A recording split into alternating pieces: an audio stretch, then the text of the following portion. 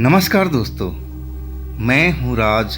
आप देख रहे हैं हाईवे 33। तो चलें आज की कहानी में। आज की कहानी जो हमें भेजे हैं उनका नाम है रोहित। ये घटना उनके साथ जो घटी थी, साल था 2010। रोहित गुरुग्राम में रहते हैं। उनकी जो शादी थी अभी नई नई हुई थी। लगभग शादी के 6 महीना बीत चुका था। रोहित का परिवार अलग अपार्टमेंट में रहता था और उनके पिता ने शादी के टाइम में उनके लिए दूसरा अपार्टमेंट में फ्लैट दिलवा दिया था। तो पति पत्नी उसी नए फ्लैट में रहते थे और बाकी जो परिवार था उनका अलग। रोहित का खुद का अपना काम था, ट्रेडिंग बिजनेस करते थे और अधिकतर उनका जो क्लाइंट थे फैक्ट्री वाले थे। जहाँ जहाँ फैक्ट्री थी वो ऑर्डर लेने के लिए जाते रहते थे। कभी कभी जब घर लौटते थे ना तो काफ़ी देर हो जाया करती थी। पत्नी उनकी उनके लिए चिंता करती रहती थी। जब तक वो घर नहीं लौट जाते अब पत्नी फ़ोन पर पूछती रहती थी कि अब कहाँ हैं जी, कहाँ पर पहुँचे, कब तक आ जाओगे। चिंता में डूबी रहती थी। जब वो घर पहुंच जाते तब वो चैन की सांस लेती थी। बहुत ही प्यार था दोनों पति पत्नी में। तो चलिए शुरू करते हैं आज की कहानी, रोहित की ही जुबानी। दोस्तों, मेरा नाम रोहित है। मैं गुरुग्राम में रहता हूँ। घटना 2010 की है। मेरा जो अपना कारोबार था ट्रेडिंग बिजनेस का, मैं वही कर रहा था। और वो बिजनेस का गुर मेरे पिता ने सिखाया था। उनका भी वही बिजनेस था। मेरे जो बड़े भाई थे वो भी वही करते थे, लेकिन सबका अलग अलग काम था और मैं भी अपना काम अब बखूबी कर रहा था। शादी को 6 महीना बीत चुका था और कभी कभी मैं अपने पापा के घर, जिनका अलग फ्लैट था, वहाँ मैं हफ्तों में जाया करता था क्योंकि मेरे पास टाइम ही नहीं मिलता था। एक तो मैं जब घर लौटता तो काफ़ी देर हो जाया करती थी, रात हुआ करता था और इसके बाद सुबह जल्दी नींद खुलती नहीं थी। और जब नींद खुलती थी, जब क्लाइंटों का फ़ोन आना शुरू हो जाता था कि मुझे यहाँ पर आकर मिलो, मुझे ये माल चाहिए। अब उस हबड़ा दबड़ी में मैं पिता के पास, अपने परिवार के पास जा भी नहीं पाता था। ज़्यादातर हमारी फ़ोन पर ही बातचीत हुआ करती थी। बस उस नए घर में, जो नया फ्लैट था, उसमें मेरी पत्नी के अलावा कोई भी नहीं था। हम दोनों पति पत्नी उस फ्लैट में रहते थे। अब मेरी पत्नी उस घर में खुश भी थी और जब तक मैं घर नहीं लौटता मुझे फ़ोन करती रहती थी। और मैं एक रात को एक पार्टी से मिलने अब अपने शहर से दूर दूसरे शहर में गया हुआ था और आधी रात का लगभग वक्त होने जा रहा था। मेरी पत्नी ना जाने कितनी बार फ़ोन कर लिया था कि रोहित कहाँ पहुँची, कितनी देर में आ जाओगे। मैं उससे बोला कि बस आ जाऊँगा, तुमने खाना वाना बना लिया, खाना खा लिया। तो मेरी पत्नी कहने लगी, नहीं रोहित, आज मेरी तबीयत कुछ ठीक नहीं लग रही है। मैं समझ गया कि ज़रूर आज मेरी पत्नी का तबीयत ठीक नहीं है, इसलिए खाना नहीं बनाई है। नहीं तो हमेशा घर में खाना बना करके मेरी इंतज़ार करती थी, सब्जी वगैरह रेडी कर लेती थी और घर जब पहुंचता था तो रोटी बनाया करती थी। लेकिन आज उसका तबीयत सही नहीं था। मैं पूछने लगा कि क्यों, बताओ, मैं होटल से कुछ खाना लेके आऊँ। तो कहने लगी, मेरा तो मूड नहीं है रोहित, मेरा ऐसी तबीयत सही नहीं लग रहा है, आप अपने लिए लेके आना, जो आपकी इच्छा हो आप लेते आना पैक करा करके। मैंने बोला ठीक है, मैं अपने लिए लाऊंगा, लेकिन उसी में मिल बांट कर खाएंगे।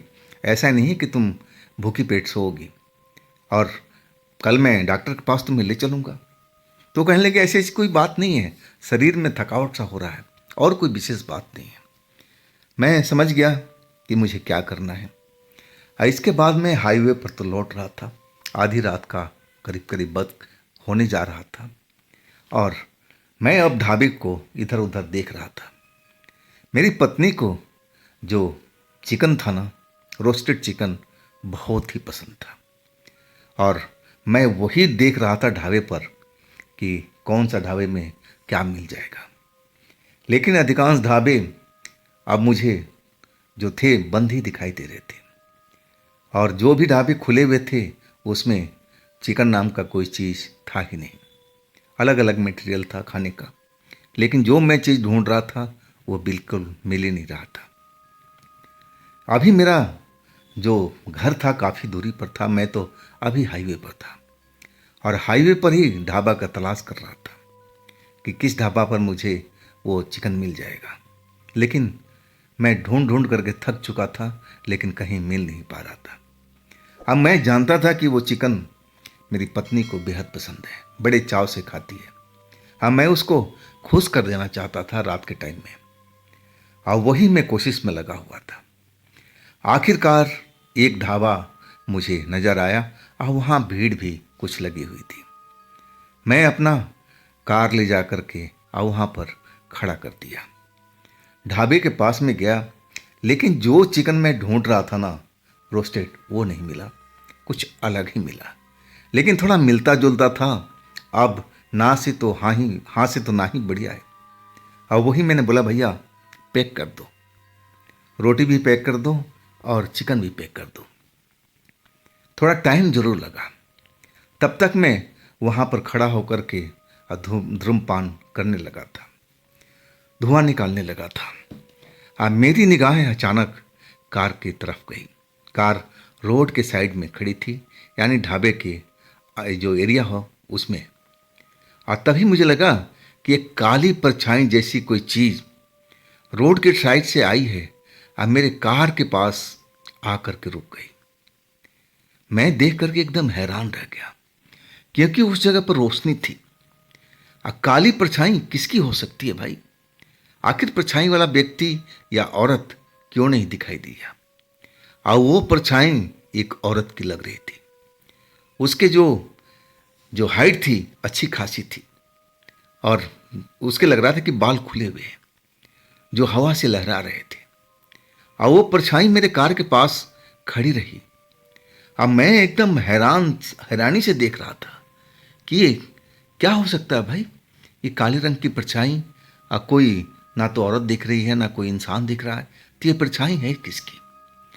और जब तक मैं कुछ सोचता और अपनी कार की तरफ बढ़ता, और तब तक वो परछाई ऐसे लगा कि मेरे कार के अंदर चली गई हो। मैं एकदम हैरानी से भर गया था। और उधर जो दुकानदार था मेरा पार्सल अब पैक कर चुका था। बोला, साहब आपकी पार्सल रेडी है, ले लीजिए। मैं दुकानदार की तरफ मुड़ा। अब फिर मैं मुड़कर कार की तरफ देखने लगा, लेकिन वो परछाई अब मुझे कार के पास नजर नहीं आई।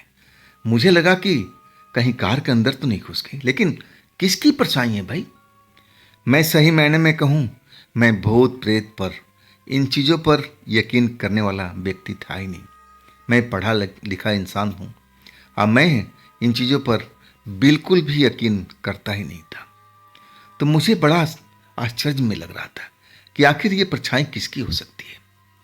मैं पार्सल तो ले लिया और फिर तेजी के साथ अपनी कार के पास पहुंचा। सबसे पहले मैं पिछला सीट खोला, क्योंकि वो परछाई उसी जगह पर खड़ी दिखाई दी थी और फिर वो गायब सी हो गई थी। मुझे लगा कि कहीं मेरे कार के अंदर तो नहीं है, लेकिन जब कार खोला ना, तो मुझे उसके अंदर कोई भी परछाई या कोई चीज़ नज़र नहीं आई। हाँ, एक खुशबू सा जरूर महसूस हुआ। खुशबू थी जैसे कोई सेंट हो, और ऐसे ही मुझे लगा था। मेरी पत्नी भी कभी कभी बैठा करती थी गाड़ी के अंदर में, और कभी कभी अपना जो मेकअप का सामान था पिछली सीट पर रख देती थी।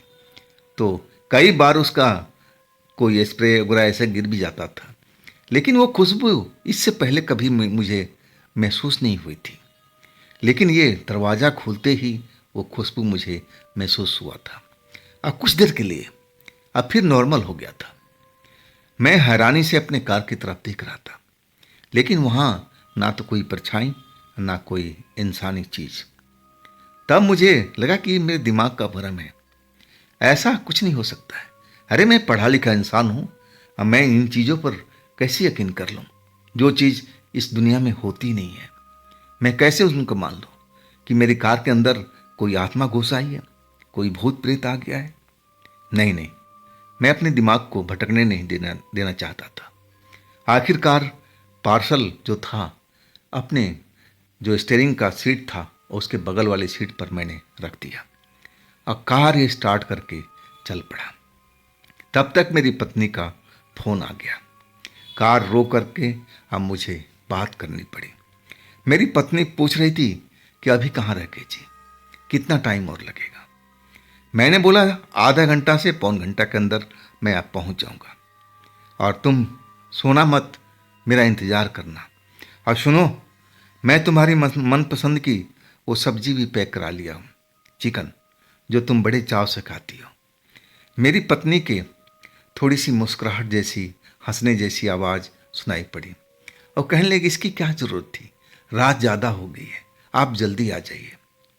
मैंने बोला ठीक है, फ़ोन तो काटो, तभी तो मैं ड्राइविंग करूँगा। अब फिर मैं अपनी कार लेकर के चल पड़ा था। अब हाईवे जो थी अब मुझे छोड़ना पड़ रहा था। अब मैं अपने शहर के नज़दीक आ गया था। अब फिर अपने सेक्टर वाले रास्ते पर मैं अपनी कार लेकर के मुड़ चुका था। उस रोड पर बिल्कुल सन्नाटा भरा हुआ था। कोई ना कोई ऐसी कोई चीज़ नज़र नहीं आ रही थी। इधर देखो, बिल्कुल सन्नाटा ही सन्नाटा। अब आधी रात के टाइम में भला कौन रोड पर निकलता है, और वो भी सेक्टर वाला रोड, मेन रोड तो कोई था नहीं। आखिरकार मैं अपनी कार ड्राइव करते करते आज चल रहा था और अपनी पत्नी के बारे में ही सोच रहा था कि वो मेरी कितनी फिक्र करती है, देखो कितना चिंता करती है। मैं जब तक घर ना पहुंच जाऊं, ना जाने और कितनी बार फ़ोन करेगी। उसको मेरी बहुत फिक्र रहती है। अब मैं भी तो उसको बहुत प्यार करता हूँ दिलो जान से। और अचानक मेरी कार, नई कार थी, शादी के टाइम की ही थी, अभी 6 महीने ही हुए थे, और अचानक कार में जैसे ब्रेक लग गया हो, जैसे एकदम चीख करके जैसे ब्रेक लगा हो, और वैसे मेरी गाड़ी रुक गई, जैसे मेरी इंजन सीज हो गया हो। अचानक ये सब हुआ, अब मैं तो संभल ही नहीं सका था। ये जो चीज़ हुई थी मेरी पुरानी कार के साथ में भी हुई थी एक बार, लेकिन उसका इंजन सीज हुआ था। ये तो मेरी नई कार थी, नई कार। अब मैं हमेशा टाइम पर इसका जो देख रेख कराता था, सर्विस कराता था, तो इसमें कौन सी ऐसी कमी रह गई। वही हालात थे जो मेरी पुरानी कार के साथ में हुआ था, लेकिन वो दिन का टाइम था और ये रात का, आधी रात का वक्त। कार थी वो तो रुक गई। अब मैं अपनी सीट पर बैठा हुआ ही सोच रहा था कि हे भगवान, ये क्या हो गया। और मैं एकदम उस वक्त में सोच नहीं पा रहा था कि अचानक हुआ तो ये सब कैसे, अब क्या होगा। नई गाड़ी मेरी सीज हो गई, दिमाग में वही पुरानी गाड़ी का ख्याल चल रहा था, और वैसे ही तो सब कुछ हुआ था जैसे इस मेरी गाड़ी के साथ में हुआ था। मैं थोड़ा गाड़ी को ठंडा होने दिया कि अगर थोड़ा देर रुक जाते हैं तब मैं गाड़ी को स्टार्ट करूँगा, ज़रूर गाड़ी में फ्यूल की कमी होगी और तभी ये समस्या होता है। अब मैंने ध्यान नहीं दिया, ऐसा ही मुझे महसूस हो रहा था। और मैं जब तक गाड़ी को देख रहा था तभी मुझे लगा कि पिछले सीट पर कोई है, आप फुसफुसा करके कोई आवाज़ दे रहा हो। वाकई उस रात में अब मैं अकेले उस सुनसान रोड पर, और ऊपर से मेरी गाड़ी रुकी हुई है। उस वक्त में अचानक पीछे से कोई फुसफुसा के बोले तो आप समझ सकते हो कि इतना कलेजा किसका होगा जो उस रात में इन चीज़ों को बर्दाश्त कर लेगा। और वही मेरे साथ में हुआ था। मैं जब फुसफुसाहट सुना ना तो मेरी तो जान निकल गई थी, एकदम शरीर पसीने पसीने हो गया था। अब मैं मुड़ करके देखा ना तो मेरा तो होश उड़ चुका था। मैं क्या देख रहा हूँ कि मेरी पिछली सीट पर एक लड़की बैठी हुई है। लड़की सफ़ेद कपड़ों में है और सेम वैसी जैसे काली परछाई मैंने देखा था। उसके बाल खुले हुए थे। लड़की का चेहरा झुका हुआ था, आंखें नीचे करके और देख रही थी और फुसफुसा के कुछ बोल रही थी। मुझे कुछ समझ में नहीं आया था कि अचानक ये लड़की मेरी कार में कहाँ से प्रकट हो गई। कौन है ये? कुछ भी समझ नहीं पा रहा था। मेरी तो जान सूख रही थी उस लड़की को देख करके और उसकी जो फुसफुसाहट थी, आवाज़ वो सुन करके। मैं उसकी आवाज़ को सुन रहा था जैसे वो गहरे कुआं से निकल रही हो, ऐसी आवाज़ उसकी सुनाई पड़ रही थी। मैं एकदम घबरा गया और कुछ समझ में नहीं आया कि मैं इस वक्त में क्या करूं। और अचानक मुझे लगा कि गाड़ी को स्टार्ट करना चाहिए, लेकिन जैसे ही गाड़ी मैंने चाबी घुमाया, गाड़ी स्टार्ट नहीं हुई। हाँ, सेल्फ ज़रूर स्टार्ट हुआ था। और उसी वक्त मैंने मिरर में देखा जो लड़की पीछे बैठी हुई थी अब गायब हो चुकी थी। मुझे मिरर पर विश्वास नहीं हुआ। फिर मैं मुड़ करके देखा, लेकिन वास्तव में वो थी ही नहीं। सारा जो मेरा शरीर था पसीने से नहाया हुआ था। मैंने आज तक ऐसा कुछ चीज़ देखा नहीं था। मुझे हैरत हो रही थी। लोग बाग जो मुझे किस्से कहानियाँ सुनाया करते थे कि मैंने फलाने जगह पर भूत देखा, फलाने जगह पर चुड़ैल को देखा, मैं उनकी बात पर हंसता था कि तुम झूठ बोल रहे हो, ये सब चीज़ कभी होती नहीं है, ये लोगों की सोच में होती है। लेकिन मैं तो पढ़ा लिखा इंसान था और मैं भला ये सब देख करके अब समझ नहीं पा रहा था कि जो कुछ देखा ये सब क्या था। मैं इन चीज़ों पर विश्वास कभी करता नहीं था, लेकिन मेरी आंखों के सामने सब चल रहा था। हुआ है, और एक बार नहीं, दो बार। एक बार काली परछाई मुझे दिखाई पड़ी और दूसरी बार ये औरत मेरी कार के अंदर पिछली सीट पर बैठी हुई दिखाई दी। तो ये क्या था भाई? मैं तीसरी बार अब गाड़ी को स्टार्ट किया और गाड़ी मेरी अब सेल्फ ले लिया था, स्टार्ट भी हो गई। और कहीं से भी नहीं लग रहा था कि मेरी गाड़ी में इंजन सीज हुआ हो। बिल्कुल मक्खन की तरह उसकी आवाज़ थी। और मैं एकदम हैरान था कि अभी जो मेरे साथ में हुआ था, अचानक मेरी गाड़ी झटके दे के रुक गई और ऐसा माहौल बन गया था कि जैसे मेरी गाड़ी का इंजन सीज हो गया हो। मैं जब गाड़ी स्टार्ट हो गई ना, तो मेरी थोड़ी जान में जान आई। और तब तक मेरी पत्नी का फ़ोन आ गया। मैं जल्दी से फ़ोन को उठाया। वो फ़ोन मेरे लिए बहुत ज़रूरी था। मैं बहुत डरा हुआ था, घबराया हुआ था। जैसे ही मैंने फ़ोन को ऑन किया, ओके किया, पत्नी की आवाज़ आई, आप कहाँ पहुँचे जी? मैंने बोला बस एक जगह पर रुका हुआ हूँ, लेकिन अब चल रहा हूँ। मैं आके बताता हूँ, लेकिन तुम फ़ोन काटना मत, फ़ोन को ऑन रखना, हम रास्ते भर बात करते चलेंगे। अब फिर मैंने फ़ोन को स्पीकर मोड पर डाल करके और सीट पर रख दिया, गाड़ी में स्टार्ट कर दिया। उधर से पत्नी बोल रही थी कि क्या हुआ जी आपके साथ में, इतना क्यों डरे हुए दिखाई दे रहे हैं, क्या हो गया, आप मुझे बताइए तो सही। लेकिन मैंने कहा कि नहीं नहीं, मैं घर आके बताऊंगा, ऐसी कोई विशेष बात नहीं है, लेकिन मुझे थोड़ा डर लग रहा है। मेरी पत्नी जानती थी कि मैं डरपोक व्यक्ति नहीं हूँ और कुछ न कुछ मेरे साथ में हुआ है, तभी मैं इतना डरा हुआ हूँ। और वो कसम दे के पूछने लगी कि मेरी कसम, बताइए तो सही, क्या हुआ है, क्या हुआ आपके साथ में, क्या आप मुझे बताएंगे नहीं? लेकिन मैं उस जगह पर ये बात बताना नहीं चाहता था। मुझे डर था कि वो आत्मा लड़की अभी भी मेरी कार के अंदर बैठी होगी। मुझे इसी बात का डर था। अब मैं कहने लगा कि देखो, कसम मत खिलाओ मुझे, मैं इतना बता देता हूँ कि मुझे डर लग रहा है। मुझे लग रहा है कि मेरी गाड़ी के अंदर में कोई बैठी हुई है। बस इतना ही बताया था। पत्नी मेरी उधर से जो बोल रही थी अब अचानक चुप हो गई, खामोशी छा गया था।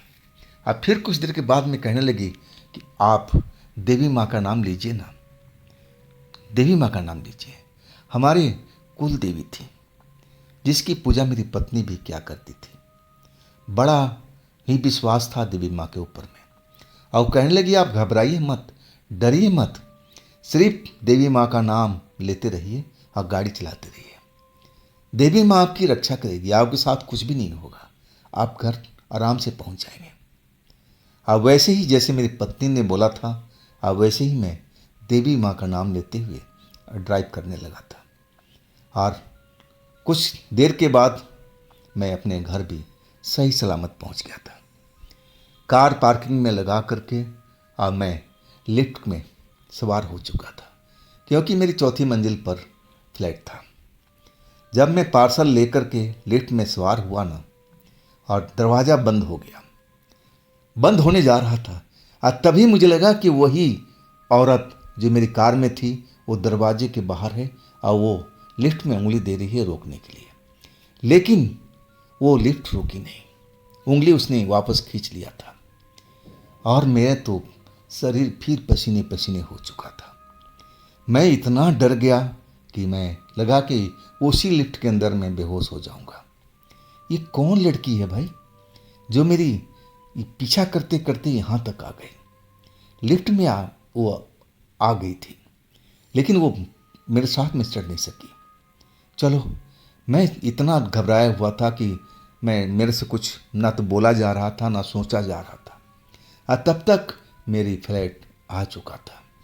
लिफ्ट का दरवाज़ा खुला और मेरी पत्नी तो दरवाज़ा खोल के खड़ी थी। और फिर मैं लिफ्ट की तरफ मुड़ करके देखा, लेकिन वो लड़की ना तो लिफ्ट के अंदर थी ना लिफ्ट के बाहर। मैं सीढ़ियों की तरफ भी देखा कि कहीं वो सीढ़ियों से तो नहीं आ रही, लेकिन ऐसा मुझे कहीं दिखाई नहीं दिया। अब फिर मैं अपने कमरे के अंदर अपने पहुंच गया था। पत्नी ने दरवाज़ा लॉक कर दिया और सीधा मैं पलंग पर जा गिरा। मैं बेहद डरा हुआ था। पार्सल मेरे अपनी पत्नी को पकड़ा दिया। अब पत्नी भी किचन में रख कर के मेरे पास आ गई पानी लेकर के। कहने लगी, जी आप बताइए तो सही क्या हुआ था। उसकी भी आंखों में अब डर दिखाई दे रहा था। मैं सारा बात धीरे धीरे करके बताता गया, और तब वो मेरी कहानी सुनने के बाद कहने लगी, देखिए जी, ऐसा तो मेरे घर में भी हुआ था, मेरे भाई के साथ में। वो ज़रूर कोई दुष्ट आत्मा थी और वो आपके पीछे यहाँ तक पहुँच गई है। ये बात ठीक नहीं है। अब सही में हम मियाँ बीवी दोनों डरे हुए थे। अब खाना कौन खाता है। किचन में वो पार्सल वैसे ही वैसे पड़ा था, और हम मियाँ बीवी साथ में बैठे हुए इसी बात पर चर्चा कर रहे थे कि अब क्या करना चाहिए।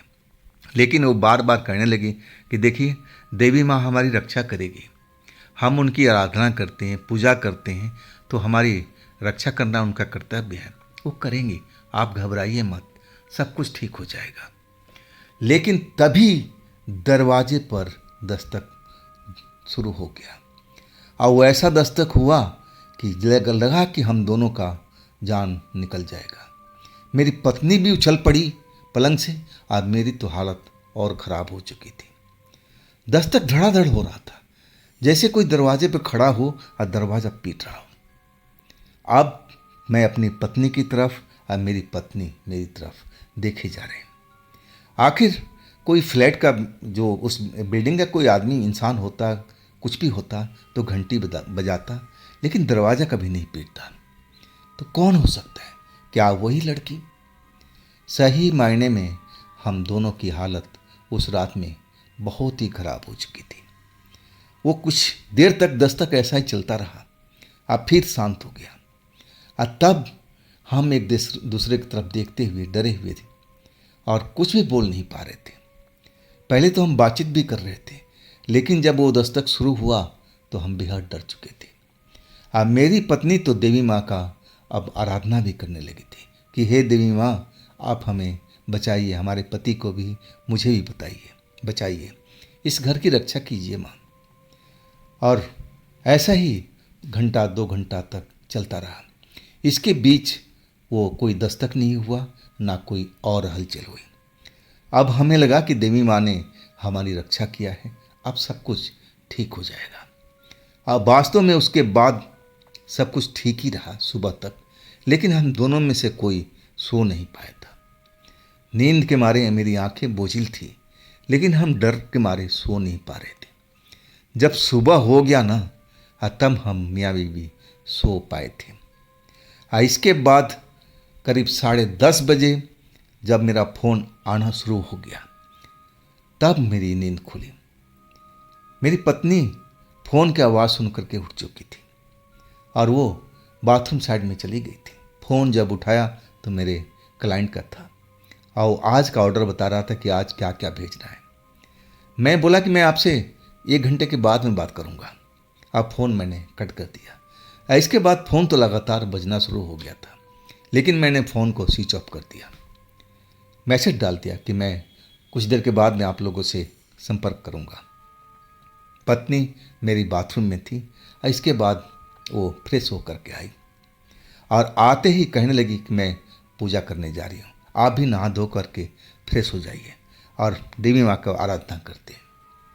इसके बाद मैं भी फ्रेश होकर के अब पत्नी के साथ देवी माँ का आराधना करने लगा था, क्योंकि उस रात मुझे लगा था कि देवी माँ ने हम दोनों की रक्षा किया था। आखिर कौन हो सकती है लड़की जो हमारे घर तक पीछा करती हुई यहाँ तक पहुँच गई थी और यहाँ तक दरवाजे पर दस्तक भी धड़ाधड़ दे रही थी। जरूर वो कोई ऐसी ही आत्मा होगी, दुष्ट आत्मा होगी, और उसका मकसद क्या था हमारे घर में आने का, कुछ भी समझ में नहीं आ रहा था।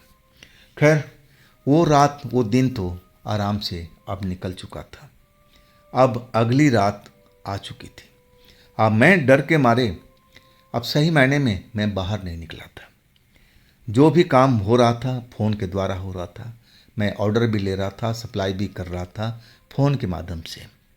अब घर से बाहर निकल नहीं रहा था और आखिरकार रात हो चुकी थी और 10 बज चुका था। पत्नी अब खाना बना चुकी थी और कहने लगी कि खाना ले आओ। मैंने बोला हाँ ले आओ।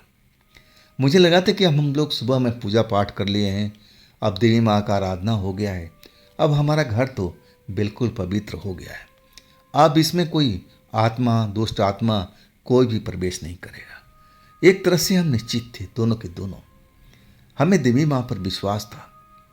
अब खाना पीना पत्नी ने दिया, खा पी करके हम दोनों सो चुके थे। गहरी नींद आ चुकी थी। इसके बाद मुझे महसूस हुआ कि जैसे कोई मुझे बिस्तर पर से उठा रहा हो, मेरा हाथ पकड़ करके खींचने की कोशिश कर रहा हूं और अचानक मेरी आंख खुल गई। जैसे ही मेरी आंख खुली ना, तो मैं सामने जो देखा तो मेरी तो चीख निकल गई। वही सफ़ेद कपड़ों वाली लड़की जिसके बाल खुले हुए थे, अब मेरे पलंग के एकदम पास में खड़ी हुई थी, अब मेरा बाँह पकड़ करके उठा रही थी। उसका इरादा क्या था और वो मेरे कमरे में यहाँ तक कैसे पहुँच गई? मैं चीख भी नहीं पाया था उस टाइम में। और वो जैसे मेरी इन आँखों में घूर रही हो, उसकी आँखों में जैसे लग रहा था कि कोई चीज़ निकल रहा हो मेरी आँखों में, अब समाता जा रहा हो, जैसे मैं अपने आप को महसूस कर रहा था। ऐसे लगने लगा कि मेरा सर भारी भारी सा हो रहा है। ज़रूर वो मेरे ऊपर में कोई ऐसा जादू कर रहे थे ताकि मैं ना तो बोल सकूं, ना अपनी पत्नी को जगा सकूं, ना चिल्ला सकूं। और वही हुआ। वो मेरी ऐसा हालत कर दिया था कि मैं पंगु बन चुका था और वो मेरा हाथ पकड़ करके अब बिस्तर से उठा चुकी थी और मुझे दरवाज़ा खोल करके अब बाहर तक ले आई। तब तक मेरी पत्नी आराम से सो रही है। इस कमरे में क्या हुआ उसको कोई भी जानकारी नहीं है। अब मुझे दूसरे कमरे के अंदर में ले गई। उसमें भी पूरा अब एक तरह से बेड वगैरह लगा हुआ था, सब कुछ लगा हुआ था। वो कमरा हमने गेस्ट के लिए छोड़ा हुआ था कि ताकि कोई गेस्ट आता है तो उसमें आराम कर सके। और उसी कमरे में मुझे ले गए। मुझे उतना तक याद है कि मुझे उस पलंग पर ले जा कर के लिटा दिया था। अब फिर मैं अंधेरे की दुनिया में खो चुका था। मुझे कुछ भी याद नहीं था। जब मेरा होश आया, एक तरह से कहा जाए कि मेरी आँख खुली, तो मैं अपने आप को उसी गेस्ट रूम में अपने आप को पाया। अब सुबह हो चुकी थी और दरवाजे पर दस्तक हो रहा था। जैसे ही दस्तक की आवाज़ सुनाई पड़ी ना, तो मैं फिर डर चुका था। मुझे लगा कि मैं अपने बेडरूम में हूँ, अपनी पत्नी के साथ सोया हूँ और ये दस्तक उसी लड़की का होगा जो मेरे घर के अंदर आने की कोशिश कर रही है। मेरी तो जान सूख गई थी। लेकिन मैं जब पूरी तरह से अपनी आँख खोला, मैं देख रहा हूँ कि मेरी पत्नी तो बिस्तर पर है ही नहीं। और तब मुझे आइडिया हुआ कि अरे, ये मेरा कमरा नहीं है, ये तो गेस्ट रूम है। मैं इसमें कैसे आ गया? दरवाजे पर दस्तक हो रहा था। आज दरवाज़ा मैंने अंदर से बंद किया हुआ था। अब पत्नी दरवाज़ा खोले तो कैसे खोले? वो धड़ाधड़ दस्तक दिए जा रही थी, बोल भी रही थी। और तब मैं उठा और जा करके दरवाज़ा खोला। अब मुझे देख करके मेरी पत्नी हैरान थी। कहने लगी, रोहित, तुम इस कमरे में कैसे आए? क्यों आए? यहाँ पर तुम क्यों सो रहे थे? बात क्या है? मैं बहुत डरा हुआ था, घबराया हुआ था। मेरे से सही मायने में वो जो कुछ रात में हुआ था मैं बता नहीं पा रहा था। मुझे लग रहा था कि जैसे मेरे को कोई रोक रहा है, मेरा गला को दबाने की कोशिश कर रहा है कि नहीं, तुम नहीं बताओगे। लेकिन मेरी जो पत्नी थी मेरा हाथ पकड़ करके अब उस जगह पर ले आई जहाँ पर देवी माँ का उसने मंदिर बना रखा था, और उस मंदिर के आगे मुझे बैठा दिया और कहने लगी, रोहित, तुम सच सच बोलो, तुम उस कमरे में कैसे गए? क्या हुआ था तुम्हारे साथ में? देखो, देवी माँ का स्थान है, यहाँ पर आप झूठ नहीं बोलोगे, जो सच्चाई है आप बता दो। और जैसे ही मैं उस स्थान पर बैठा, लगा कि मेरे सर पर से बड़ा सा बोझ उतर चुका हो। मेरा दिमाग अब बिल्कुल खुल चुका था। अब शरीर जो मेरा भारी भारी हुआ पड़ा था ना, बिल्कुल हल्का फुल्का होने लगा था। अब मेरी आवाज़ जो लग रहा था किसी ने रोक रखा है, मेरा गला को दबा रहा है, वो सब कुछ हट चुका था।